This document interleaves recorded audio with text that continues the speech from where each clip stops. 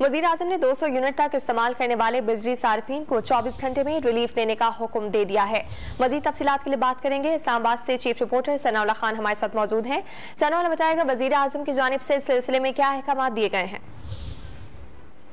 देखिए, वज़ीर आज़म ने इसका ऐलान आपको याद होगा 2 रोज कबल किया था, लेकिन इस पर अभी तक कोई बाकायदा जो है अहकाम जारी नहीं किए गए थे। वज़ीर आज़म ने जिसका नोटिस किया है और वज़ीर आज़म ने जो डिस्को जैन को कहा कि 24 घंटे स्टाफ बैठे और जो मेरे अहकाम थे उन पर अमल दरामद किया जाए और 200 यूनिट तक को फ्यूल एडजस्टमेंट के हवाले से जो रिलीफ दी गई थी उसको इतलाक किया जाए और जिन लोगों के बिलों में फ्यूल एडजस्टमेंट डाली गई है उसको एडजस्ट किया जाए ताकि जो रिलीफ है उसका फौरी उस पर अमल दरामद हो सके। इस हवाले से प्राइम मिनिस्टर ने एक कमेटी भी तश्कील दी है जो इन तमाम सूरत-ए-हाल को मॉनिटर करेगी।